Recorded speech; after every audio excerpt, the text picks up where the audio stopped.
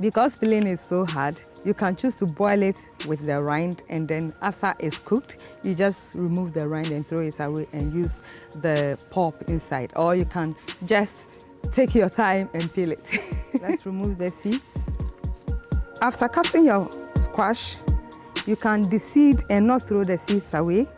Keep them and dry them and use them in your meal. You have to, when they are dried, you have to just crack it open and remove the shells and use the seeds inside. They are high in fiber, it contains protein, it contains calcium, and when you add it to your diet, trust you me, you are reaping some maximum health benefits. So here I have the dried one, and then this is what I'm just removing. I'm still going to dry them in the sun for my use. So apart from using the knife to peel, you can also use a scraper to also peel the squash.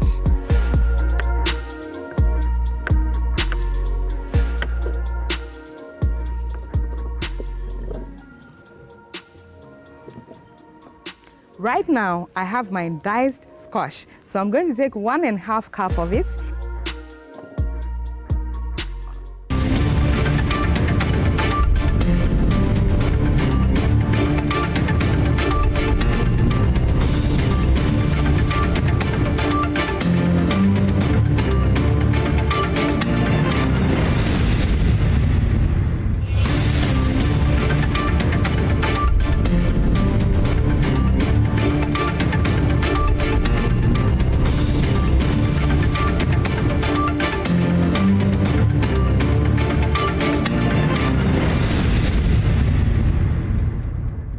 Well, good evening and welcome to JoyNews Prime. This broadcast is live from our studio at Kokomlemle in Accra. We are live on DSTV channel 421 and GoTV channel 125 and around the world on myjoyonline.com. I'm Noella, Kharyne Yalley. And I am Emmanuel. Samani. Tonight, medical negligence top disciplinary complaints before the Medical and Dental Council, accounting for 64% of cases under investigations with misconduct and sexual assault, also featuring prominently. Also tonight, weak prosecution of arrested illegal miners undermining the fight against Galamsey as Lands Minister raises alarm over accountability. And later, majority in Parliament accuses former government of spending more than $600 million on cocoa rehabilitation without delivering results. We've got business. Economist Professor Peter Quartey calls for a review of formal cross-border trade between Ghana and its neighboring countries. And in sports, the second semi-final match between England and Argentina is currently underway. We'll bring you details. Well, this is JoyNews. We are your home of independent, fearless, and credible journalism. We'll take a break shortly and come back with more.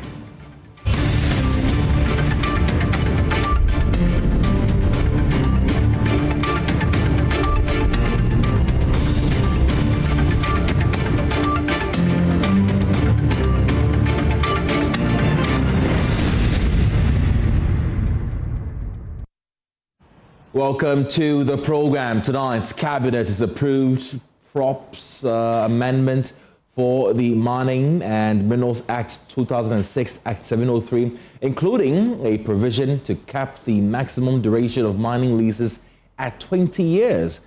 Now, the revised bill will now be submitted to Parliament for consideration and approval. Speaking at the Government Accountability Series, Lands and Natural Resources Minister Emmanuel Akufo-Addo said the revised bill, among others, removes reconnaissance and prospecting license and replaces it with exploration fixed at 5 years maximum. It also introduces community development agreements as a mandatory requirement for mining leases. Maxwell Agbaba has more from the Jubilee House. In his presentation, the Lands and Natural Resources Minister Emmanuel Akufo-Addo said the proposed changes include a provision to cap the maximum duration of mining leases at 20 years. He said many mining communities have complained about not feeling the benefit of mining. Hence, the revised bill will also introduce community development agreements as a mandatory requirement for mining leases. Community Development Agreement is a legally binding agreement between a mining company and the communities affected by its operations. It sets out how the community will benefit from the mining project and how the company will address the social and economic impacts of its activities. The Act introduces district mining committees, and forever we are going to finally empower communities where the mining takes place by saying that anybody who is going to be engaged in licenses will begin the licensing process with the communities. They will give the recommendations before you come to Accra. We have removed reconnaissance and prospecting licenses and replaced it with exploration licenses fixed for 5 years maximum. Why?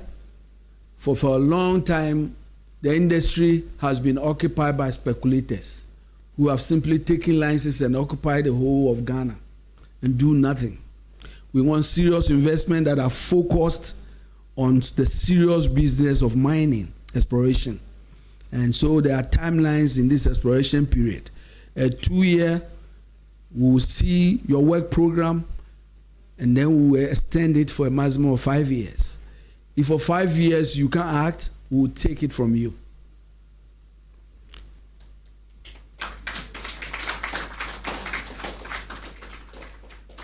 So there's so much exciting new provision.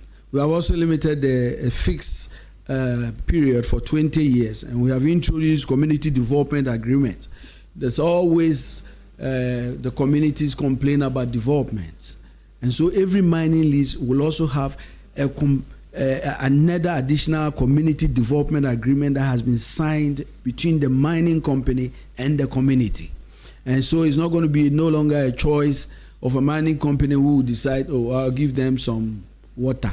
The community will negotiate in those mining agreements with community agreements with their critical needs, and that will be agreed voluntarily by the mining company and the community. The minister, Emmanuel, also said his ministry, in collaboration with the private sector, has embarked on an aggressive strategy to reclaim lands degraded by illegal mining, Galamsey. He said Cabinet has revoked Executive Instrument 144, effectively restoring the Achimota Forest to its original status as a forest reserve. Ladies and gentlemen, I have a very important news in the forestry sector as well. I'm happy to announce a historic Cabinet decision taken on the 24th of June 2026 to revoke Executive Instrument EI 144 as amended by EI 234, effectively ensuring that the Achimota Forest retains its original status as a forest reserve and providing ecological safety zone for Accra and its environments. And you have to clap for that. If you think about it, this is the only last man standing forest cover in Accra. And President Mahama is determined to protect it at all costs. He also spoke about the establishment of forest protection camps where forest guards are stationed within forest reserves to prevent illegal activities. According to him, 10 camps are already operational with plans to expand. So we are making progress. We now move to the National Anti-Illegal Mining Operational Secretariat, NIMOS.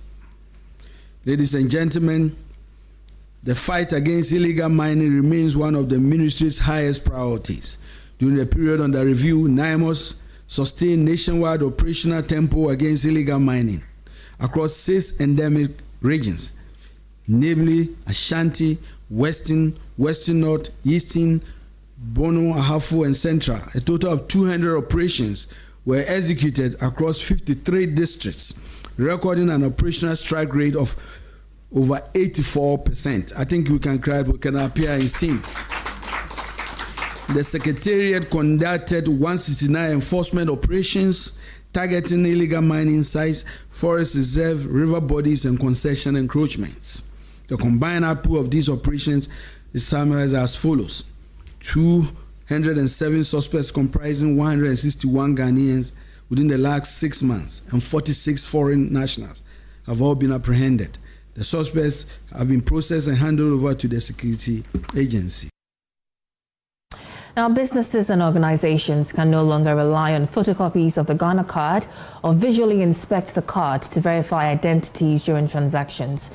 Now, this development follows the gazetting of the National Identity Register Amendment Regulations, that's LI 2111, after it was laid before Parliament 3 months ago. The amendment is part of efforts by the National Identification Authority to strengthen identity verification and address concerns over the misuse of Ghana card information. Now, the authority says, effective immediately, Ghana card holders must be verified biometrically for all transactions requiring identity authentication. And joining us now is the Executive Secretary of the National Identification Authority, Wisdom Kweku-Deku. We're grateful for your time here, sir. What specific privacy or security concern led to this intervention and the move to make biometric verification mandatory? Good evening. I'll give a brief background to this LI. As far back as in 2025 October, the Office of the President issued a moratorium banning government not to post FP NIA. Again, further gave a break. NMD are not supposed to do physical inspection of the Ghana card or do photocopy, and give a 6 months for all of them to be onboarded. Mr. Wisdom, I can barely make sense of what you're saying. Can you kindly reposition yourself so we can hear you better? Can you hear me now? Yeah, it's better. Go ahead. Okay. So should I start all over again? Yes, please. You should. That'd be better. Okay. So, after back in 2025, the Office of the President issued a moratorium for all government agencies to come on board onto the NIA verification platform and not to even do photocopy or do visual inspection of the Ghana card. Follow to that, the minister and the board gave a directive that NIA to proceed to amend our LI 2111 so that biometric verification will be mandatory. So we proceeded to do that, and as far back as 3 months ago, the LI was laid in Parliament, and it matured 21 days after, and it has been gazetted. What this means is that no institution, no individual is supposed to biometric, supposed to different Ghana. We notice that this. Mr. Wisdom, I'm losing you again. Again, if you can reposition yourself. Can you hear me? It's okay. Is that okay? Go ahead. Okay. So further to that, the LI has been laid and it has matured, and we are yet to do the full implementation.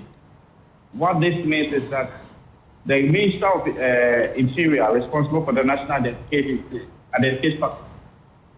was a bit late. So we, All right. I would have loved to engage you further on this very important story, but was really struggling to hear you, and so probably we'll reconnect with him much later.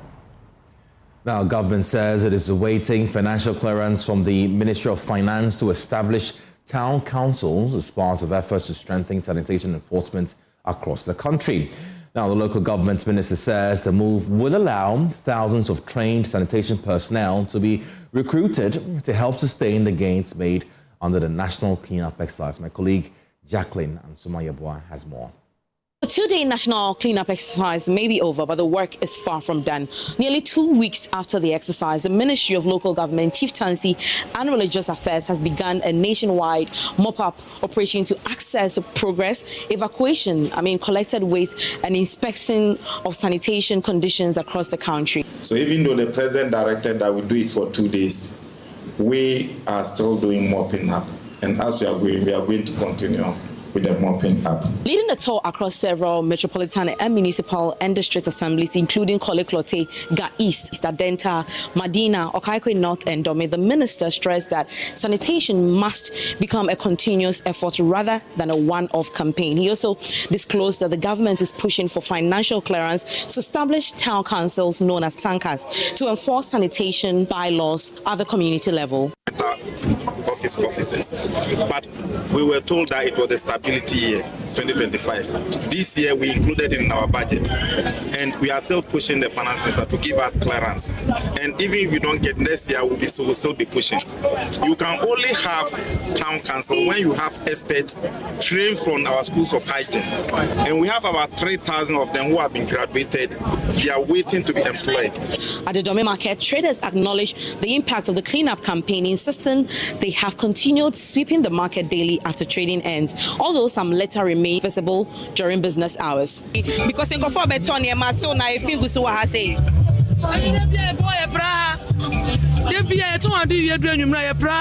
I need to say upon I fine. So send me who says still na rubbish cacao around. Oh yeah, he free oh na the amabola. No mo be fa bola ni di. Some traders, however, expressed frustration over people who continue to litter despite repeated warnings.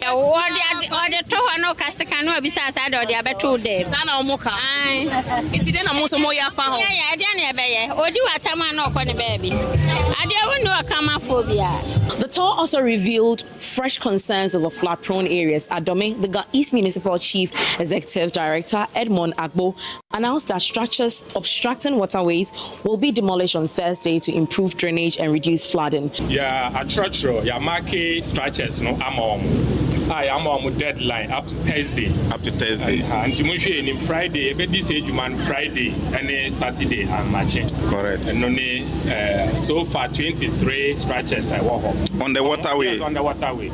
And they don't only come to encroach, they take the opportunity to even seal the gutters, seal the drainage. As government continues evacuating waste and monitoring sanitation across the country, local government minister says the mop-up exercise will continue with more interventions expected in the coming weeks. Reporting for JoyNews, I'm Jacqueline and Samani.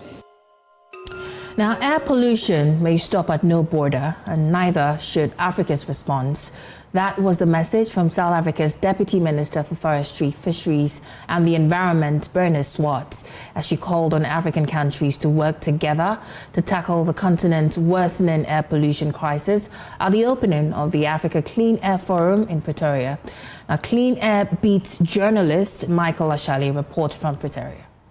Africa is paying a heavy price for dirty air.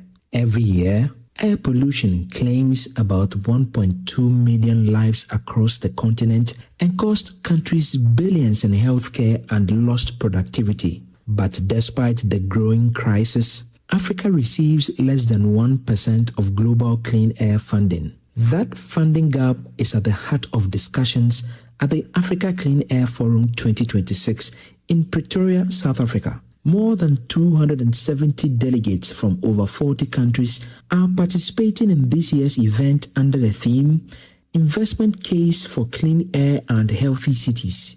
Co-facilitator of the Africa Clean Air Network and head of global initiatives at the Health Effects Institute, Dr. Pallavi Pant says the forum is an opportunity to turn science into action. The forum is a great place for people from across Africa and beyond Africa to come together, share experiences, learn about what other cities and countries are doing, and identify ways in which they can also continue or initiate work towards clean air. Policymakers, scientists, industry, civil society and the media will explore how to mobilize more investment and strengthen action against air pollution. Pallavi says delivering clean air will require sustained investment and stronger partnerships. We know that air pollution has a variety of impact on people's health, on the economy, on how much money people need to spend on a daily basis. So we really need a lot of investment. We need it now. In fact, we needed some of it yesterday. But the goal is that we can push for a future where we are continuously investing in clean air, not just through air quality monitoring, but also through solutions, clean buses, cleaner cooking solutions, cleaner electricity grids, less waste burning. For JoyNews, Michael Ashali, Pretoria, South Africa. Now, dirty air is robbing the average Ghanaian of almost 0.8 years of life expectancy, about 9 months lost per person. From industrial emissions and vehicle exhaust to household fuel, waste burning pollution accounts for nearly 14% of all deaths in 2025 in Ghana. But how safe are the very facilities designed to provide medical care?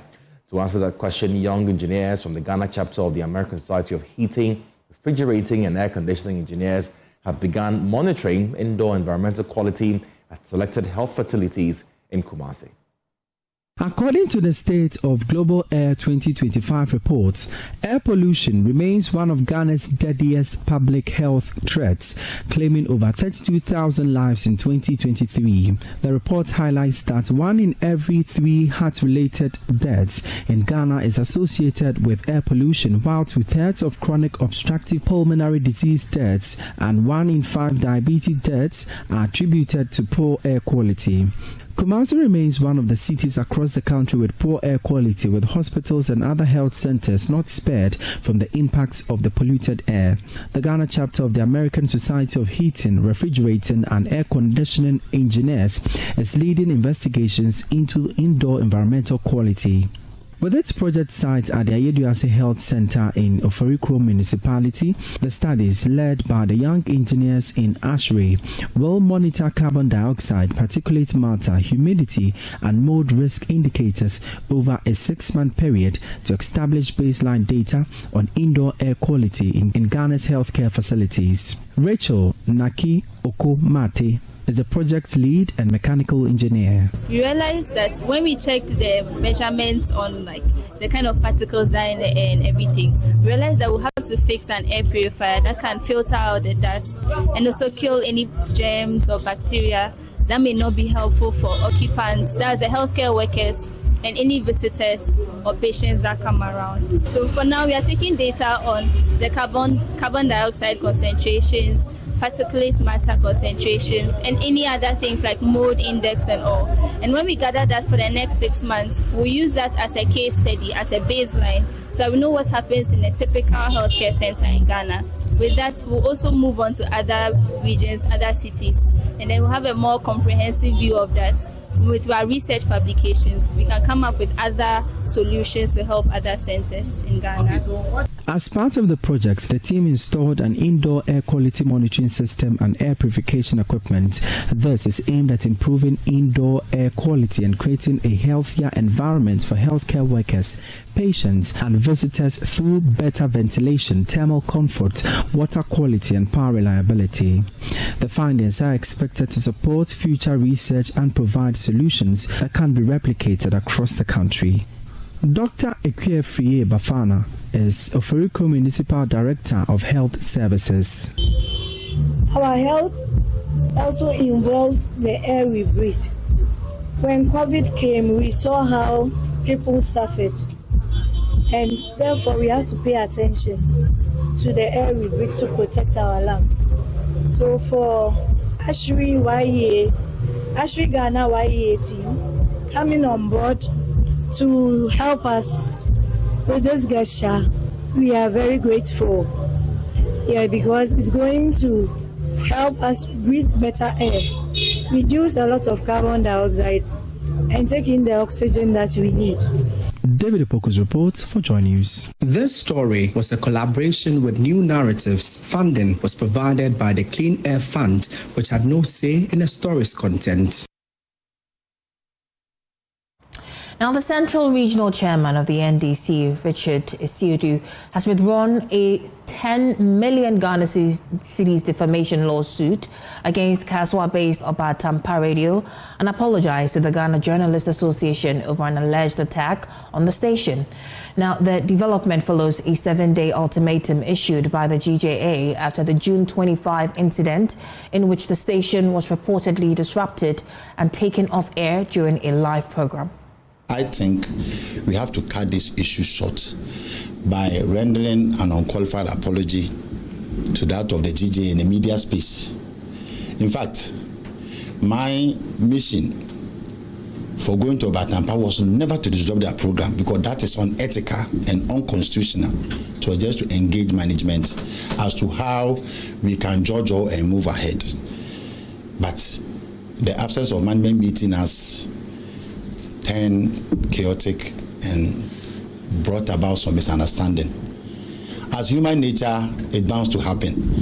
And so therefore, I stand in as a leader of the region and apologize to Batampa. In so doing, I also want to plead with media houses, not in Central Region alone, but in the whole country, to practice what I call responsible journalism. President, I know how rural FM stations and their financial operations are, because I'm a victim, so I know it. Going to court to take 10 million Ghana cedis for Batampa means I want to collapse the station. And so I'm heeding to the demand or the plea from the Ghana Journalists Association that I am withdrawing that suit immediately. And from today, I'll take these lessons to become or champion activities of press in this country. Well, in response, GJ President Albert Jumform has welcomed the apology, describing it as a demonstration of leadership and a step towards safeguarding media freedoms in Ghana. A leader is not someone who ran away from his actions and inactions.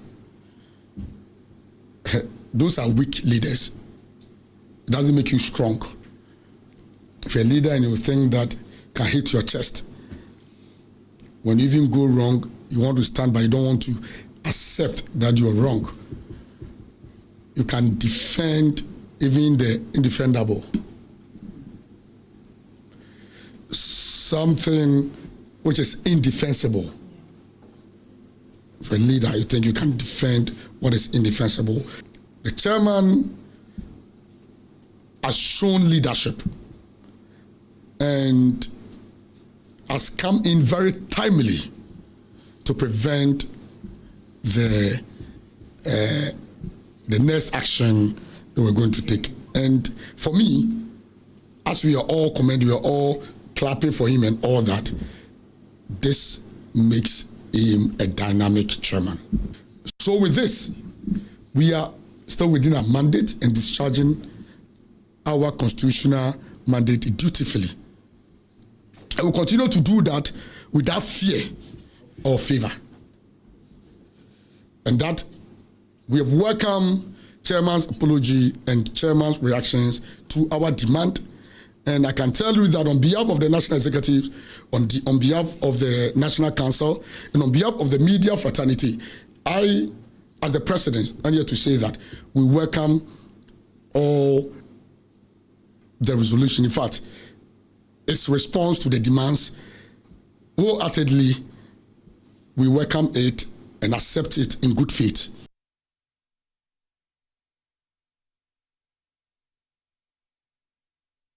Now, tensions flared on the floor of the House as the minority staged a walkout accusing First Deputy Speaker Bernard Ahiafo of intimidation and frustrating their effort to hold ministers accountable. The walkout followed a disagreement between the First Deputy Speaker and Minority Leader Alexander Fenyomarkin over the Speaker's decision to disallow a follow-up question on the procurement process for government-planned SIM card re-registration exercise.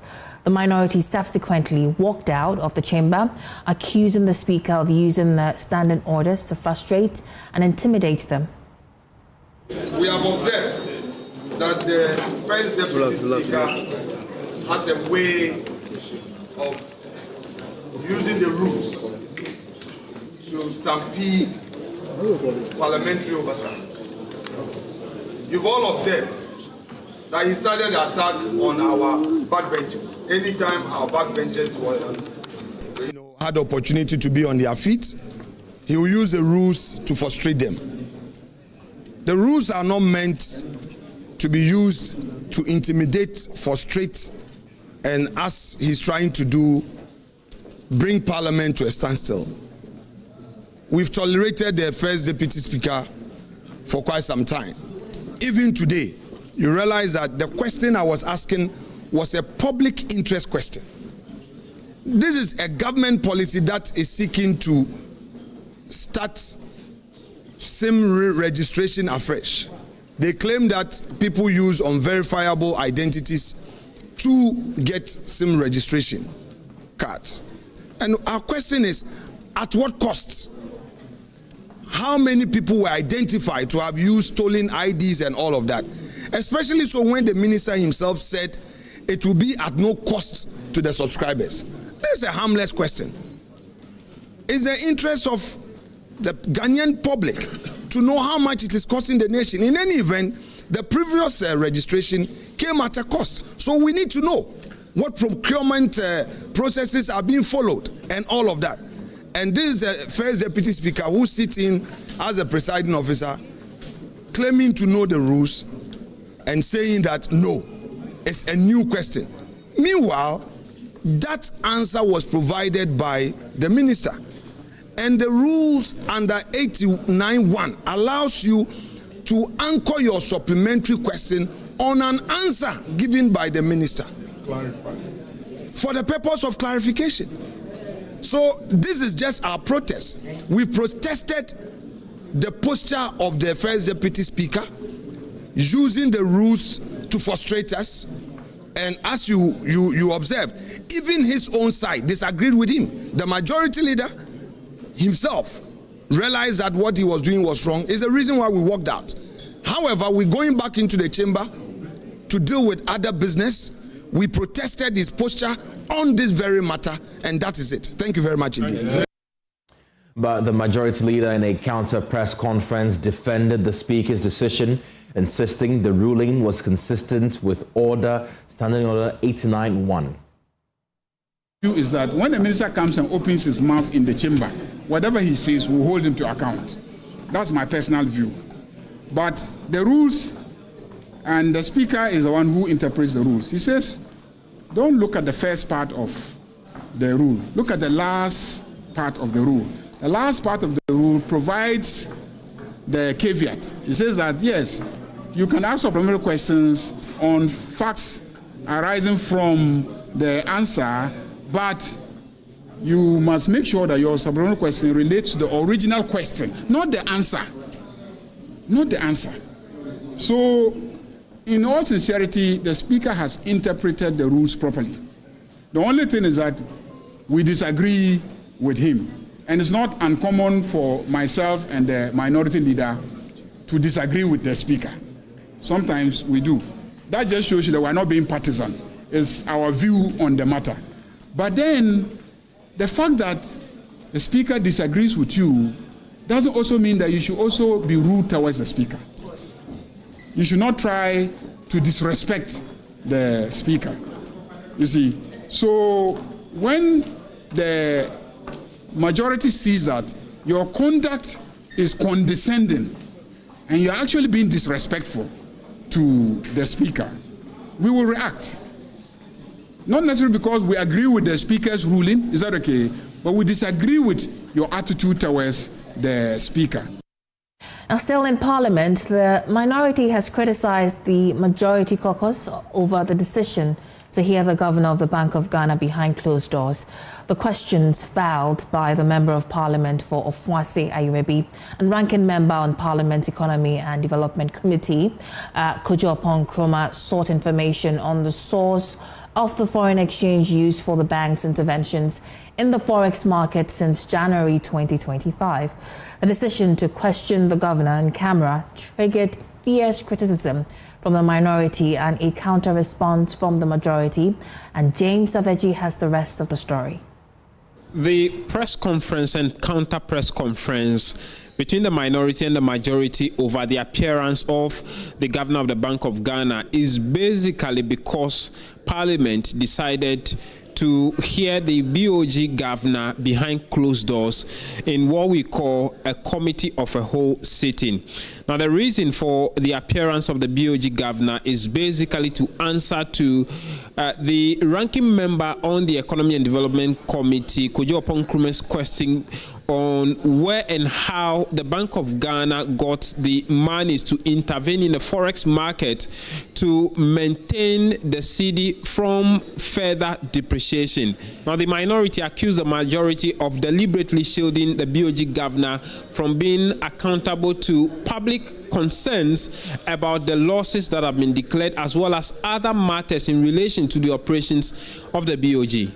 The Bank of Ghana is here to admit that the ability to intervene on the market is as a result of the domestic gold purchase program. And that what they are doing is that they are mobilizing forex proceeds from the domestic gold purchase program, and those are the forex proceeds that they are using for market intermediation. Why is it that the majority is preventing the governor from saying this to the entire country? Is it because he's of the view that it undermines the stories they've been telling the people of Ghana, that it is because of the gold board and some new strategies that they have brought? Is it because the governor is here to admit on record that it is as a result of the domestic gold purchase program that they are able to mobilize these forex resources and inject onto the market? Is it because they are afraid that if that is said, it will become glaringly clear that the person responsible for this is Dr. Mahmoud Bawumia? Is that the reason for which they are clearing the media from the gallery? Exactly. So that they will continue to peddle the story to the Ghanaian public that is because of gold board and some superior strategies that they have introduced. Because the governor is here to admit, and he even gives the dates on which it started and the steps that they are taking to continue with it. We have further questions on extra losses that the central bank is incurring. You recall that recently, when the Bank of Ghana accounts came, instead of complying with the act to lay it before Parliament, they have still not done it. They invited you here, and they invited NDC party members and members of NDC caucus to come and announce an understated loss to you here. The finance minister has still not presented it to Parliament. We are observing more losses that are happening there, and they know the governor will be requested to answer, and he cannot lie. And so they are denying you an opportunity to cover the answers that he will be given. And we'll ask you to read table 6. It will come out clearly that the gross reserves as at the end of the first quarter was $14.2 billion. Information to us is that, gathered by the caucus, is that as at the end of June 2026, this has dropped to $12 billion. We want to find out from the governor, or we're asking him to confirm whether he used the $2 billion for market interventions. That's a simple question we want to put to the governor. The majority in a counter press conference insisted that the decision for a closed-door meeting is in accordance with the orders of Parliament and the practices of the House. In order 266, that meetings of committees, and the committee of the whole is also a meeting of the committee.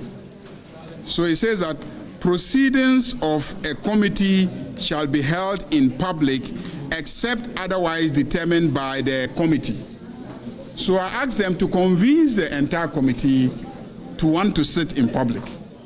But if you don't convince the entire committee to agree to sit in public, you cannot force the committee to sit in public. And they walked away. They couldn't convince the committee to sit in public and rather opted to walk out and abandoned the question. As the penchant for not dealing with the substantive matters on the floor, and going on a tangent just to produce sound bites. And those sound bites, we see them on TikTok. And people who are listening and watching on TikTok, they don't even understand the circumstances under which those comments were made and whether they were ruled out or not. Well, it's a heated first half between England and Argentina in the semi-final game. And yeah, of course, we'll be bringing some highlights later on Joy Sports. Absolutely. Let's take a break. We're back with more.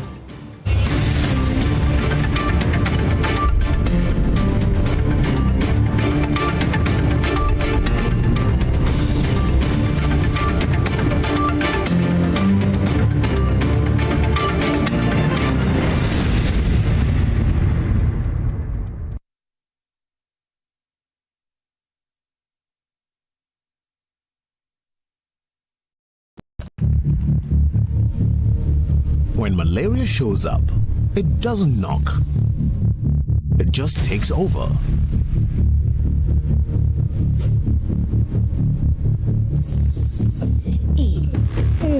Oh, no. This fever is too much. When malaria comes, respond with Mala-2. Fight malaria with Mala-2 tablets or syrup from Ernest Chemists. Test for malaria first before taking Mala-2. If symptoms persist for more than 48 hours, see a doctor. This advert is FDA approved. Hey, what's up? Life. It's moving so fast. Yesterday I was in class 4. Today I'm almost in JHS. My shoes don't fit me anymore. My voice is deeper. I was watching cartoons, but now they say I'm too old for that. The more things change, the more they'll stay the same. I still love you the same. Come and sit that. In a world that keeps changing, Calipo still keeps making sweet memories. I still love it. Dad, I told you to have a sip not to finish it. Calipo fruit juice drink, making sweet memories. This advert is FDA approved. Palladium Residences in Achimota isn't just an address, it's the home you truly earned. Secure your place with just a 10% deposit and choose from beautifully designed modern apartments or spacious townhouses built for everyday comfort. This is more than a building. It's a vibrant, curated community with a clubhouse, state-of-the-art gym, and an on-site hotel, all at ABC Junction, minutes from Achimota Mall. Enjoy city energy while retreating to your private sanctuary. Call now to reserve your unit and benefit from limited launch incentives, including priority unit selection, executive pricing, and flexible payment options available. Don't miss the chance to pick the best homes. Book your private site visit today. Call 050-9823-424. Palladium Residences. Live smart, invest better.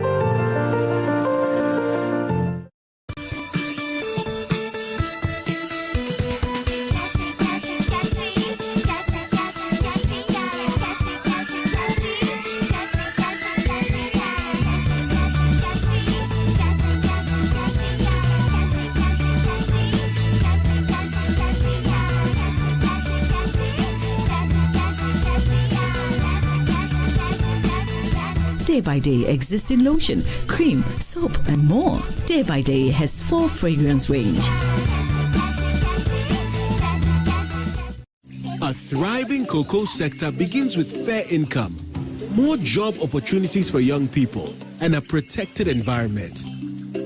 By processing cocoa locally, strengthening our partnership, and using modern farming practices, together we are securing the future of cocoa in Ghana and building prosperous communities.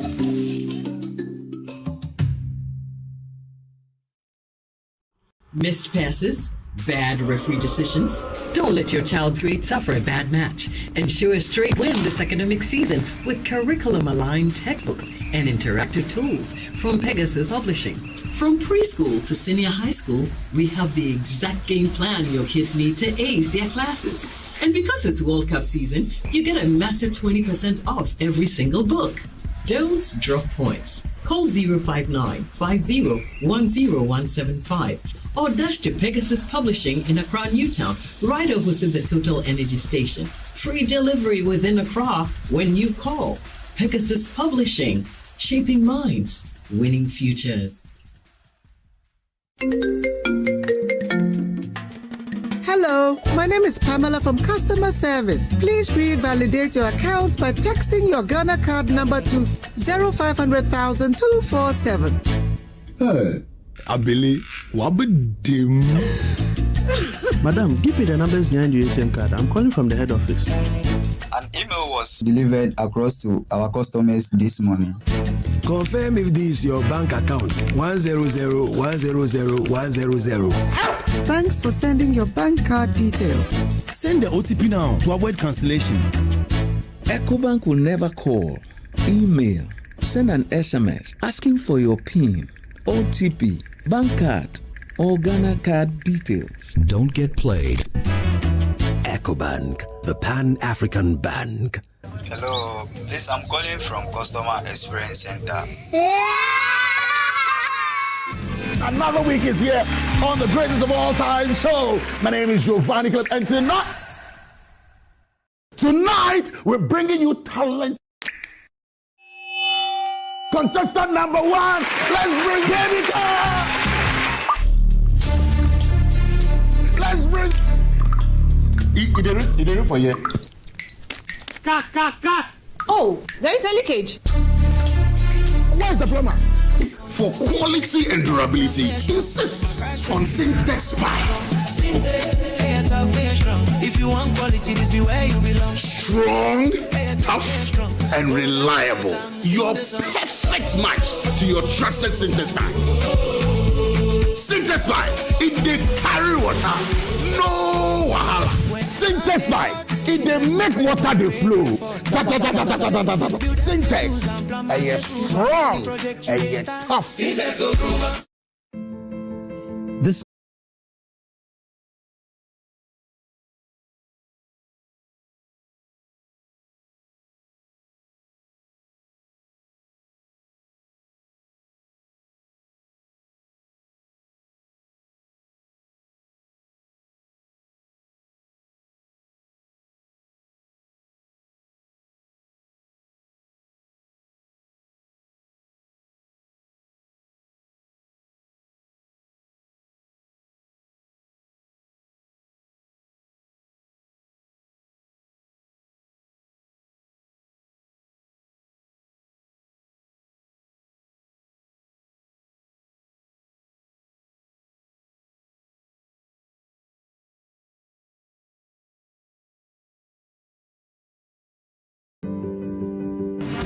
for the American defence to deal with, and Atamawa has scored! A wonderful volley! The stadium is live! The fans are roaring and the excitement has officially kicked off. It's goal rush season at Ghana. This World Cup season, the match isn't just on the pitch, it's happening right in your home. Build your home stadium with world-class cinematic TVs, powerful sound bars, and home theaters, high-power speakers, laptops, tablets, and projectors for the ultimate streaming. Ghana is delivering unbeatable deals, not just discounts, but a chance to win 100-inch 4K smart TVs, mobile phones, laptops, and many more. Just purchase items 1,000 Ghana cedis and above, and automatically enter the raffle draw. Shop online at CompuGhana.com. Call on 0302-752020. Go Rush season, the ultimate football experience, only at Compute Ghana.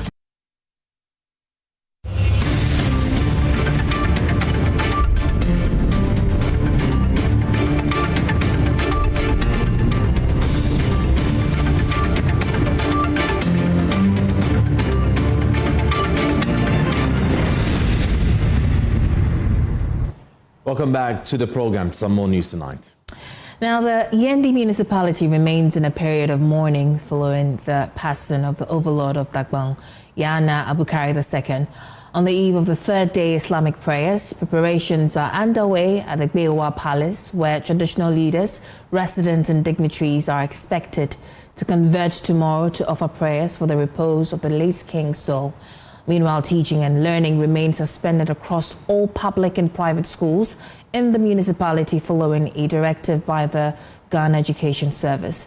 Now, residents say the death of the Yana is one they cannot take lightly, citing his immense contribution to peace and unity in Dagbang. Let's now cross over to our northern regional correspondent, Abdul Wahab, for the very latest from Yendi. Wahab, what is the atmosphere in Yendi like tonight? And, how are preparations also shaping up?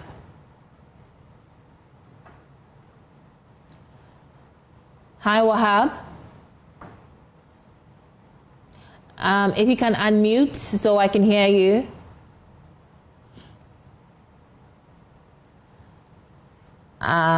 Okay. So we're still trying to reach our correspondent, Abdul Wahab, our northern regional correspondent, to take us or bring us up to speed on what preparations are looking like in Yendi as the third Islamic prayers will be taking place tomorrow to ensure that the late Yana Abukari II's soul is proposed. And educators are encouraging schools to embrace chess as a tool for developing critical thinking and problem-solving skills among children. According to them, growing concerns over declining attention spans and increasing screen time among children make strategic games an important learning tool capable of nurturing a generation of focused and analytical thinkers. Those views came to the fore at the Jack and Jill School in Accra, where the Newsom family, in collaboration with the Hopeful Sights Foundation, donated chess sets and learning materials to support the establishment of a school chess club. Anita Adams reports, after which we'll bring you showbiz. Chess is increasingly being recognized as more than a game. Studies show that regular participation can improve concentration, memory, decision-making, and analytical thinking while teaching patience, discipline, and resilience. Educators believe these are essential skills that extend beyond the classroom and prepare children for everyday life. It is this vision that inspired the Newsom family, in collaboration with the Hopeful Sights Foundation, to donate chess boards and learning materials to Jack and Jill School. Rebecca Nanesi Amunwa Newsom of the Newsom family noted that the donation is intended to make chess accessible to more children while nurturing a generation of confident thinkers and future leaders. The maximum part of it, I want chess Ghanaian students to step on the global chess skill ladder. I want them to compete on a national and international level. I want chess to transform not just their lives, their friends' lives, their families' lives, and their children. That's how we change a nation. Co-founder of the initiative, Lamon Arshad Newsom, says the foundation hopes to expand the program to more schools across the country, giving more children the opportunity to develop critical thinking, creativity, and essential life skills through chess. We're hoping to incorporate the resources needed. First of all, these are steps. First of all, we build the resources, the infrastructure needed for each individual chess clubs established at each individual school. And after that, we're trying to build up from there. Tutor at Jack and Jill School, Adelaide Dagbeshi, believes the initiative comes at a crucial time. She says many children struggle to maintain focus because of increasing exposure to digital entertainment, and that chess offers a healthy alternative that strengthens concentration and independent thinking. Chess for me is like focusing. What we are seeing now in school is that our kids are not focused much. They are always on a video game, playing game, doing all sorts of things. As the final chess pieces are placed on the board, educators hope the next move these pupils will make will not only determine the outcome of a game, but also shape how they think, solve problems, and contribute to Ghana's future. For Joy News, Anita Adams' report, read to you.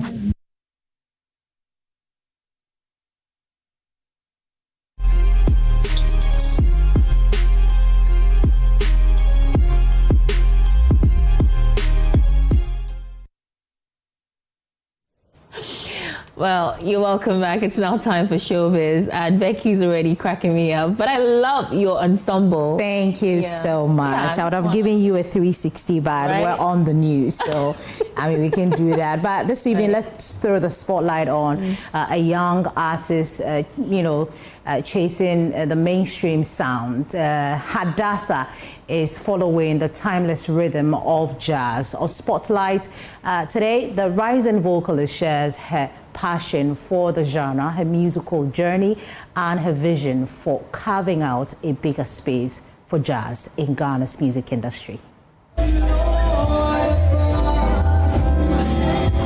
Hadassah is a silky voice that you just heard. I have always supported new talent, and so when I spotted you there, I'm like, okay, we have to have a conversation with you. How you doing? It's the same Hadassah from the Bible, right? Yes. All right. Except mine is just one S, not two. Mine is one S and not two. Okay, not two. Yes. I mean, how are you feeling this evening? I'm feeling good. Right. I'm feeling the vibe, the hype from the crowd and everything. Yeah. And the reception. This won't be the first time you're having to step up and sing to a crowd like this, right? No. So tell me about the feeling. Initially, when I was younger, because this not my this being at this establishment is not my first time performing. But around that time when I was younger, I had actually terrible stage frights, if you can believe that. But it was crippling. I couldn't even. But I came more into myself and was able to build the confidence to actually be able to do it. Yeah. Why jazz music though? Because I mean, as young as you are, you're not following the trend. You're not saying that okay, maybe I should just jump on, the high life trend or all the trends that we have here in the industry. But jazz music, what made you settle on jazz music? For me, all my life, it's always been jazz, ever since I was a child. Because my father played a lot of jazz. Me and my siblings fell in love with jazz. The greats, the classics, that's all he used to play. So we just naturally gravitated towards it and fell in love with it. So that's been my main passion. And I've been also singing all my life, so it's only natural. And you enjoy doing it. How long do you think that, you want to take this as a career? I hope so. Yeah. Right. I don't plan to stop because it's a talent, and in the Bible it says when you bury your talent, you can multiply it, so why bury it? So I know that the jazz music is what you've chosen to do, the genre. That's what you've chosen to do, but it still falls under the industry, the entertainment industry as a whole. What do you think that you are bringing on board as a jazz artist? I feel like in how I sing the songs, I have my own flair, which is what makes different jazz artists distinguishable to me. Because, for example, there's jazz standards. Everybody has sang the same song before, but there's some versions I prefer more. And I feel like I have the flair to be able to have my own distinguishable version that makes it more appealing to some people. And authentic. Exactly. Talking about authenticity, are you, looking at releasing your own, songs? Do we have your own songs already? Or we don't? I do have my own songs. I actually happen to be a producer and a songwriter myself. Yeah. Tell me about it. I didn't know. We have a studio set up in my house, so when I feel the inspiration, I go in there and I make my music. Obviously, it's inspired by jazz, so that reflects in the types of chords I use in my song. So it's not necessarily high life type of Afrobeats or anything. It's more of an R&B.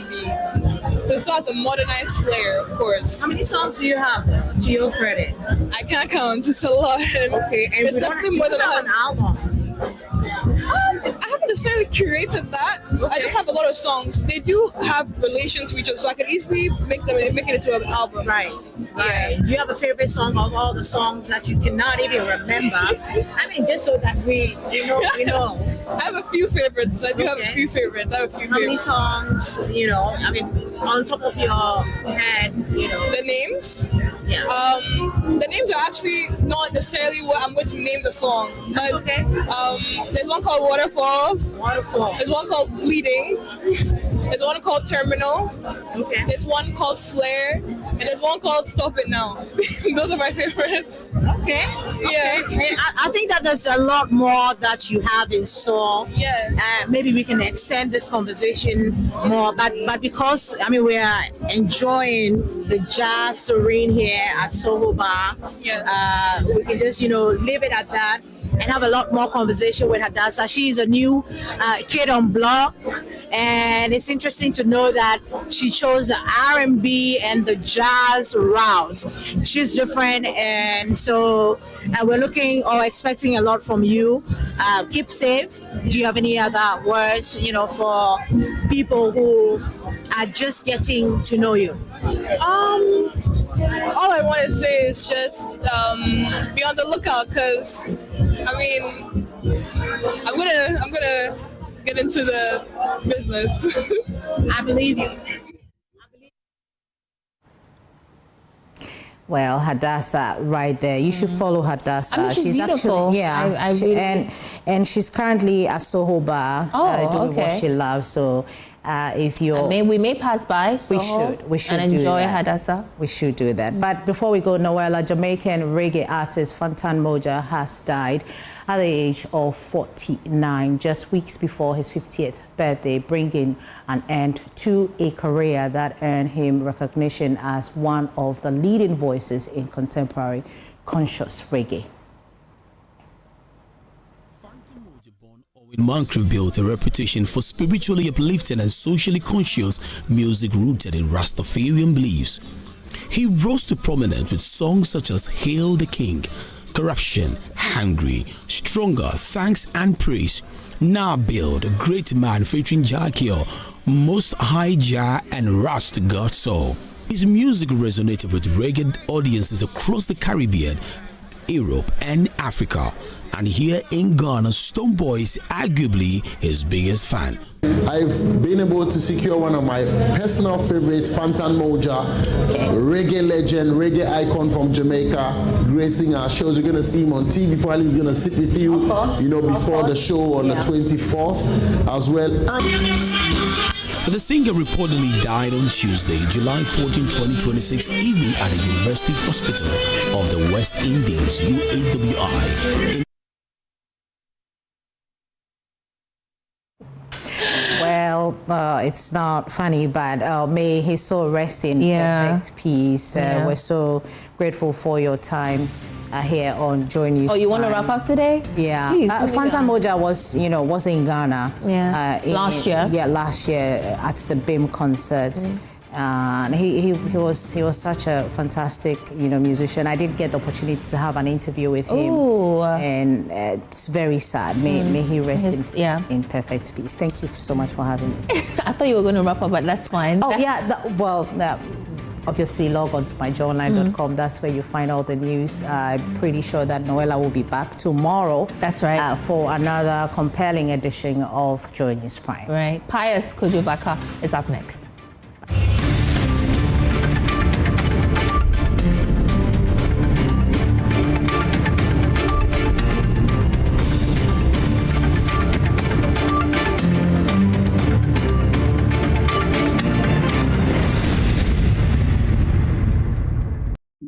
Upgrade your print game with Konica Minolta, proudly powered by SkySat Technologies. From all-in-one machines that print, scan, and copy to professional systems and heavy-duty production machines, we deliver unmatched performance. Right now, SkySat has an unbeatable offer. 1 entire year of free servicing on all Konica Minolta machines. That's 12 months of expert maintenance for new and existing customers. Visit our new VIP Print Center at Pegasus Place, Airport Residential Area for a live demonstration. Call us on 050-164-5180 or 0302-798-829. Again, it's 050-164-5180 or 0302-798-829. SkySat Technologies. Performance that delivers every time. Let's talk hemorrhoids. Hemorrhoids are normal structures located in the anus of all mammals.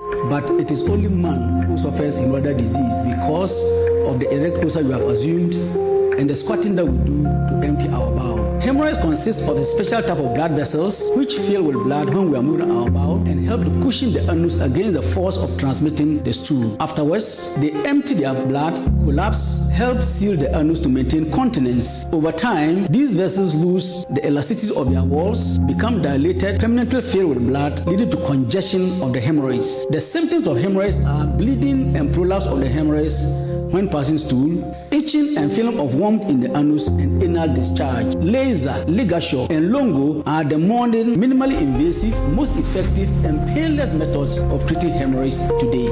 Mwintaba Hospital, first Ghana Colorectal Center, in to serve a peculiar health need.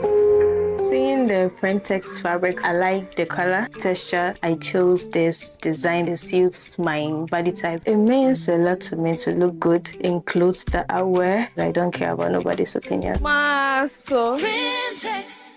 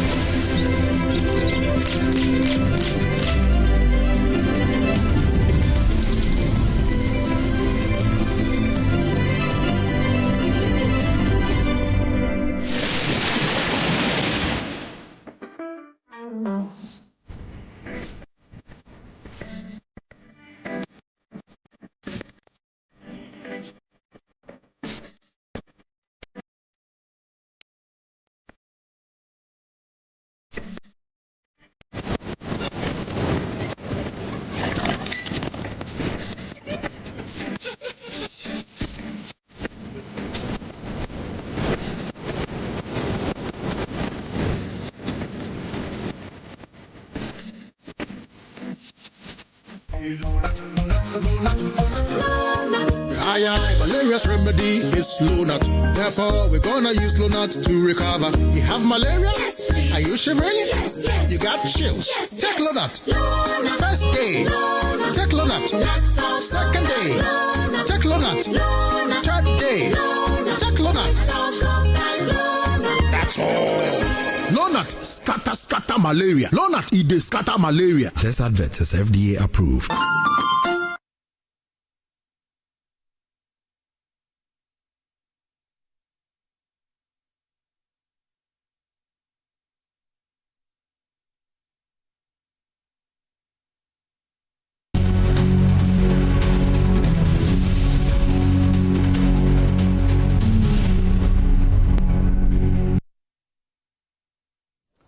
Hello, good evening, everyone. Welcome to Prime Business with me, Pius Kujobaka.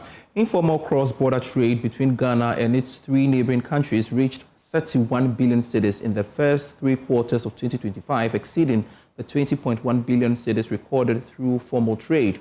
Speaking at a press conference on the informal cross-border trade for Q1 to Q3 2025, government statistician Dr. Hassan Idrisu said the figures underscore the scale and importance of informal trade across Ghana's borders. More in this report. Informal cross-border trade with its neighboring countries, Ivory Coast, Burkina Faso and Togo, continue to outpace formal trade. New data from the Ghana Statistical Service shows informal trade reached 31 billion Ghana cedis between the first and third quarters of 2025, representing 6% of Ghana's total trade during the period. Government statistician Dr. Hassan Idrisu says the figures demonstrate the significant contribution of informal trade to the economy that went unrecorded. Between January and September 2025, informal cross-border trade between Ghana and her trade land neighbors was worth 31 billion Ghana cedis, or $2.3 billion. That is 6% of Ghana's total trade, both formal and informal, with the entire world over the same period. It is also 2.93% of GDP. Think about that. An activity that was officially invisible turns out to be 1 cedi in every 17 of our national trade, while formal trade with these 3 countries. Based on the Reacting to this development, economist Professor Peter Quartey called for a review of formal cross-border trade between Ghana and its 3 neighboring countries. He spoke earlier on Business Live. The formal has to be certainly reviewed. We need to look at the issue of taxes, the issue of providing credit, transportation, easy access to transport, and even cost of transport and cost of logistics, etc. And then for the informal sector, we certainly have to regularize this. We certainly have to register them. We certainly have to, find a way of formalizing whatever activity they are engaging without hurting their businesses. Now, Finance Minister Dr. Kasiel Atuforsen has tasked the Ghana Statistical Service to develop a methodology for regularly publishing national employment figures, describing the data as critical for measuring the impact of government policies on job creation. Speaking at the official handing over of the former Ministry of Finance building to the Ghana Statistical Service in Accra, Dr. Forsen said Ghana must move beyond reporting only economic growth and inflation and begin publishing employment statistics on a quarterly or half-yearly basis. Details in this report. According to the Finance Minister, regular employment data would provide an independent and credible measure of whether government policies are translated into meaningful jobs for Ghanaians. I want to see the day that government statistician, aside announcing the GDP and inflation numbers every quarter, be able to announce the employment numbers so that I will be assessed by an independent person, independent institution of state, whether the decisions we take are yielding the results that we need. Because growth should not always, it shouldn't be jobless. Growth must create jobs. And I want to be assessed on that line. So government statistician, I want you to develop a methodology to together as an institution to present to us for funding, so that beginning 2027 ending or early 2028, you will begin to announce quarterly or half-yearly jobs numbers. Government statistician Dr. Hassan Ijusu also reiterated its commitment to work to churn out good data to support Ghana's economy. We've seen countries come to us to understudy what we are doing so that they can also start producing monthly indicator of economic growth. Honourable Minister, we launched our first ever annual inflation report. The maiden one was done just a few months ago. We undertook poverty measurement down to the district level. Dr. Akufo-Addo at the event said employment statistics will complement existing macroeconomic indicators and provide policymakers, businesses, and the public with a clearer picture of the economy's performance. The Bank of Ghana is working to modernize regulatory framework to ensure fairness in the country's financial and technology payment ecosystems. Now, this would be done through the establishment of the digital banking framework with guidelines to support the implementation of various regulatories in the sector. Now, Governor of the Bank of Ghana, Dr. Tonsin Isiama, disclosed this at a stakeholder engagement on Financial Architecture Summit organized by the National Banking College and partners. Details in this. The maiden summit was themed Innovation for Stability, Central Banking, Digital Finance, and the New Architecture of Ghana's Financial Future. According to the Central Bank Governor, Dr. Tonsin Isiama, the country's financial ecosystem is shifting towards digital innovation, whereby traditional regulation alone cannot safeguard its existence. The second priority is modernizing the regulatory framework, our own regulatory framework. Colleagues, infrastructure alone is not enough. As I've said, as new providers and business models emerge, the regulatory framework has to provide both clarity and appropriate safeguards. The objective is not to prescribe every future business model, but to establish clear principles on accountability, consumer protection, market integrity, and risk.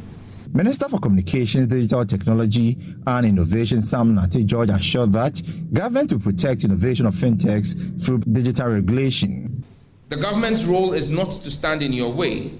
It is to ensure that when you innovate responsibly, you get rewarded for it.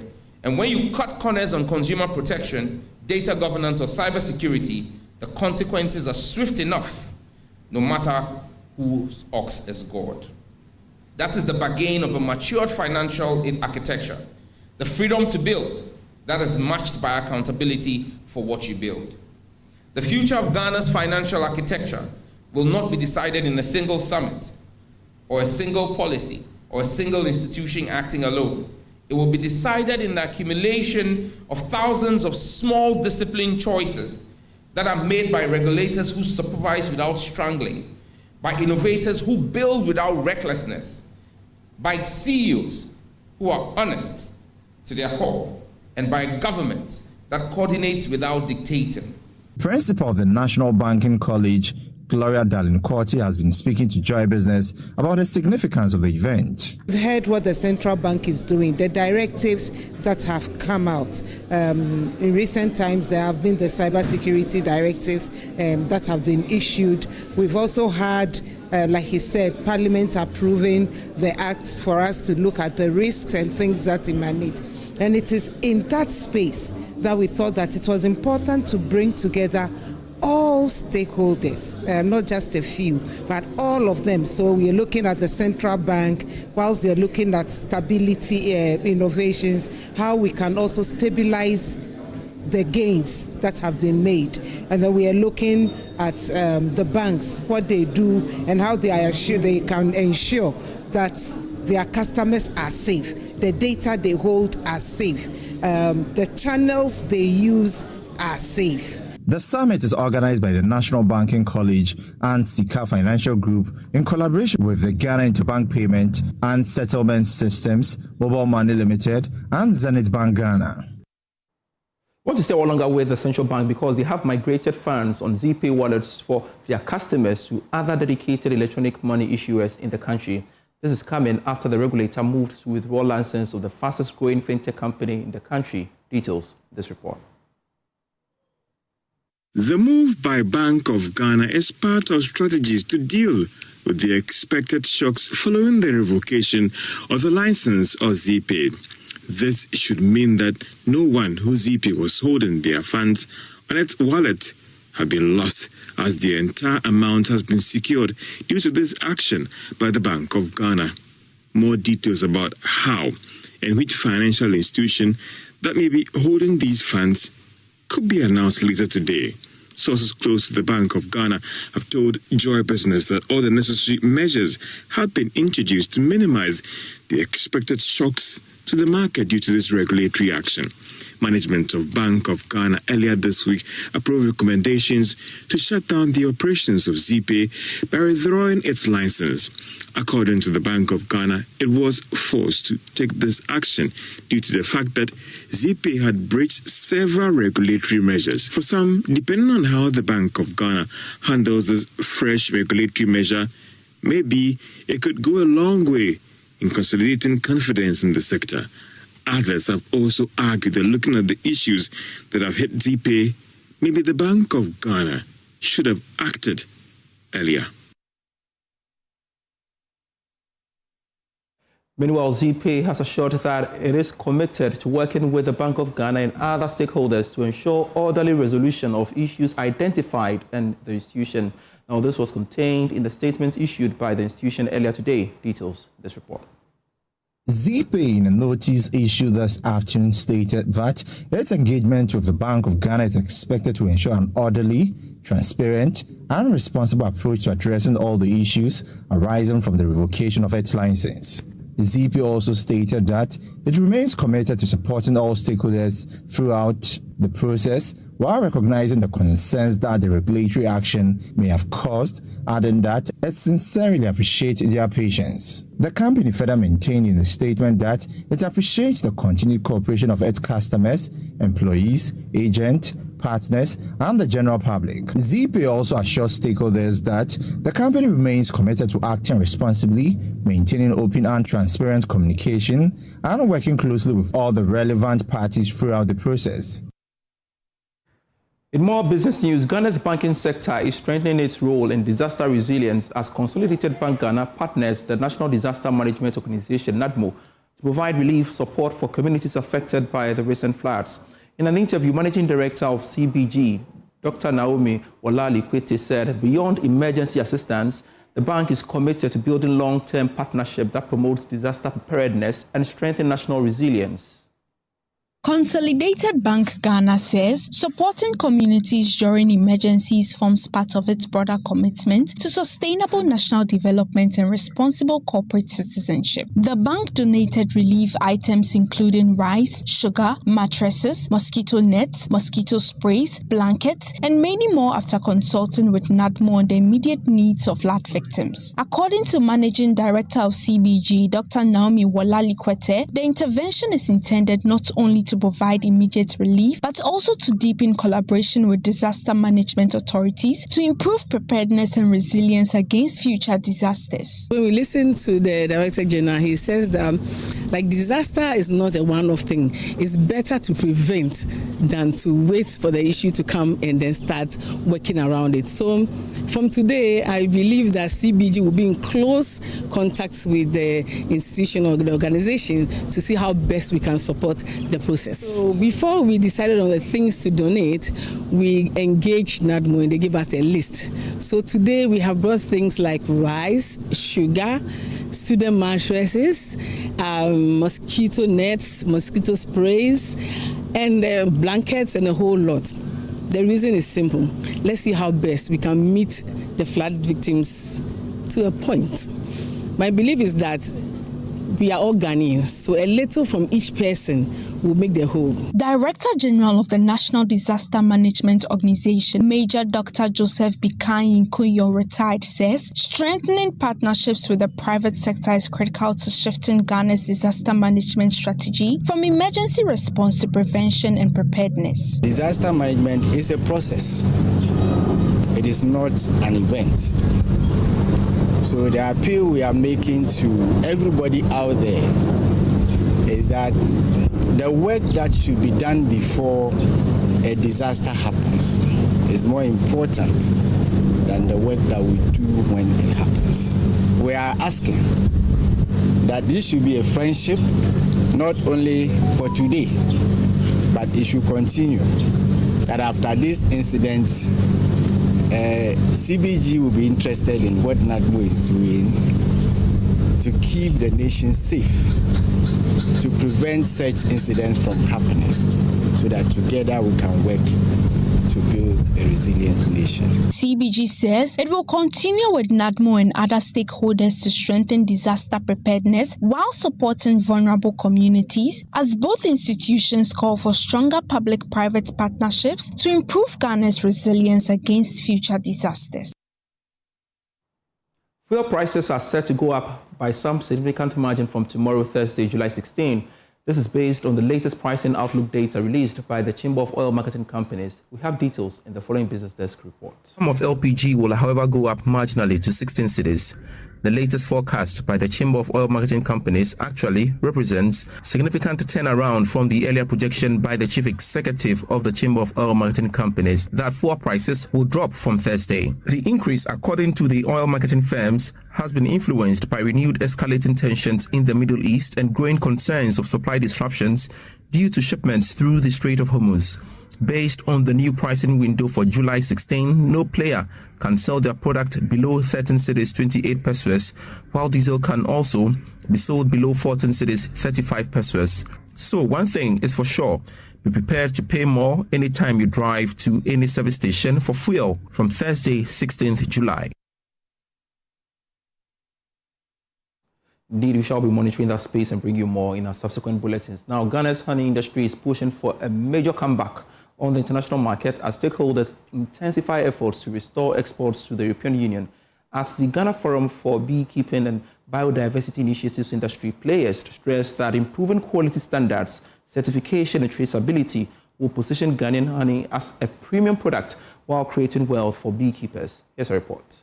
At the Ghana Forum for Beekeeping and Biodiversity Initiatives, stakeholders across the honey value chain gathered to discuss quality assurance, certification, and market access aimed at strengthening Ghana's honey industry. Board Chair of the West Africa Center for Agribusiness and Apiculture Development, Reverend Professor Peter Kwapon, believes Ghanaian beekeepers can command premium prices if they consistently produce quality honey. Have a standard for production of your honey.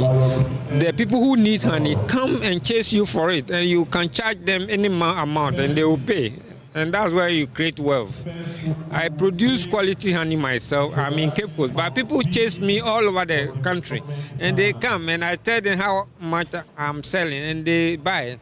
So that's what we want Ghana to be. Let do our honey in a standard form. Honey from Ghana was previously delisted from the European Union market over concerns relating to the country's residue management plan. Minister Councillor for Trade and Intellectual Property in Africa at the European Union delegation to Ghana, Gregor Schneider, says both sides are collaborating to address the challenges. Today's gathering brings together all the stakeholders of the honey sector, and as you know, the honey from Ghana was delisted and could not be imported anymore into the European Union because there are certain issues about the residues management plan.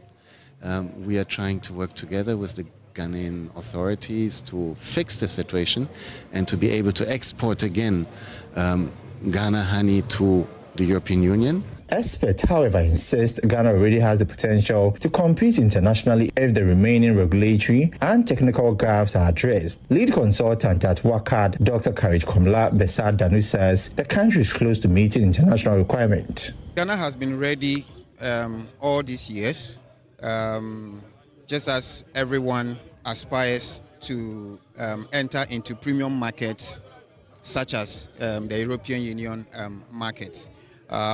Except that some of our activities that we have to do to make sure that we are fully ready, we've lagged behind a bit. And so we want to firm all these processes up so that we can put our honey on the global market. Stakeholders believe that with stronger quality control, certification, and coordinated industry support, Ghana's honey sector can unlock new export opportunities, improve farmer incomes, and contribute to the country's green growth agenda.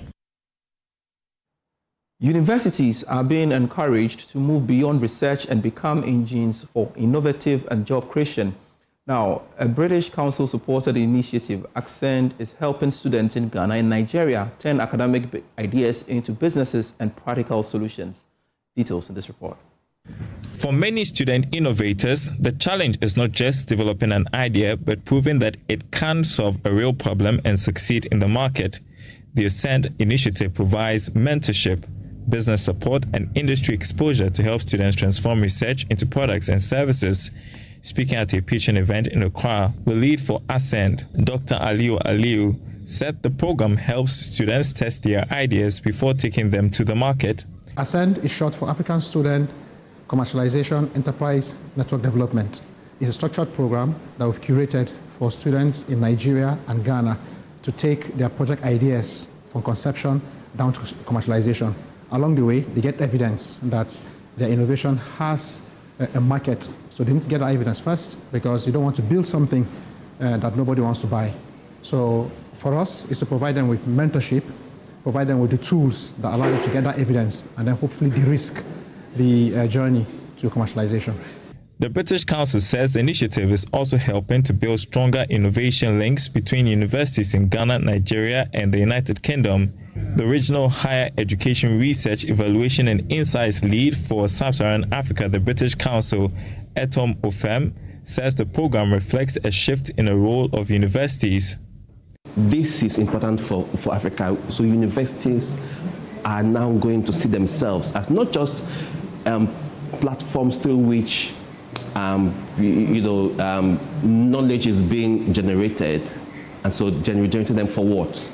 And so we take them through this dedicated program through which they are able to turn these ideas into products and services that the community needs. And so the universities are now taking their place as solution providers in their communities. CEO of PCS Global South Africa, Sabine Nair, is one of the project delivery team members. It's very important to have programs like this because I think, Elon Musk is a good example of African innovation.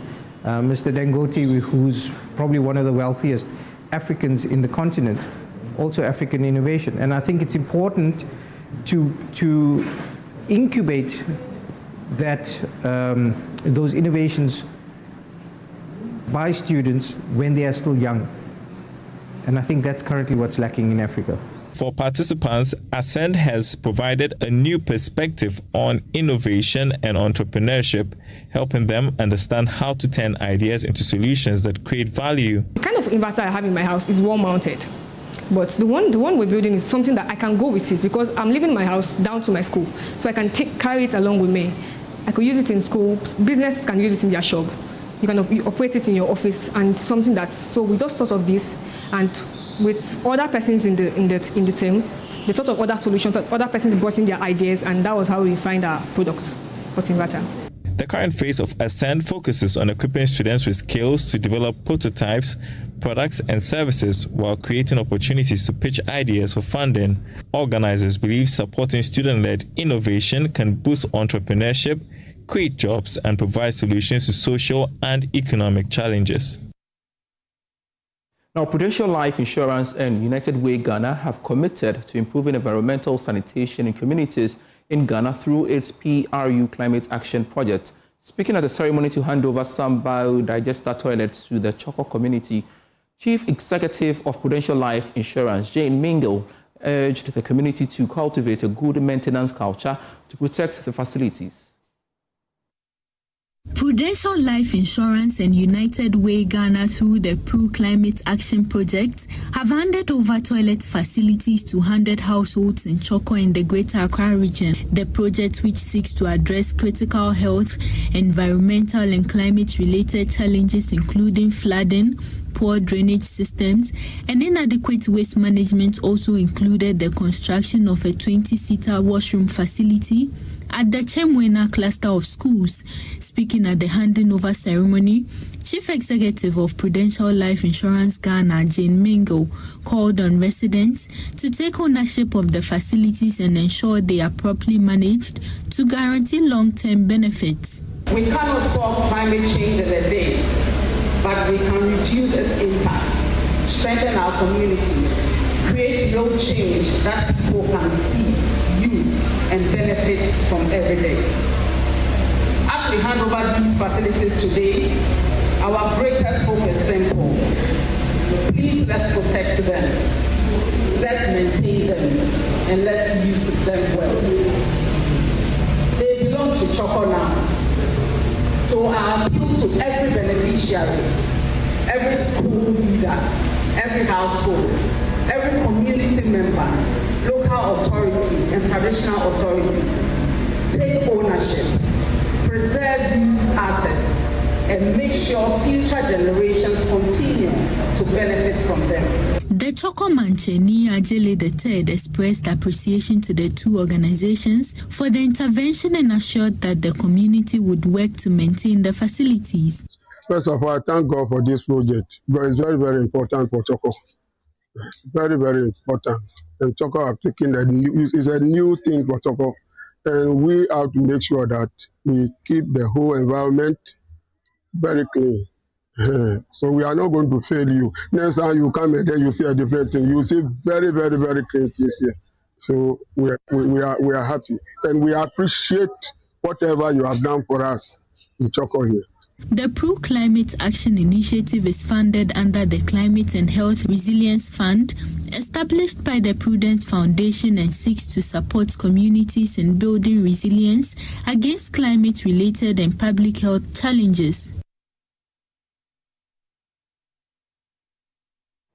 Thank you so much for watching Business Live, Prime Business, I should say. I am Pius Kojubaka. See you same time tomorrow. Grateful serving you.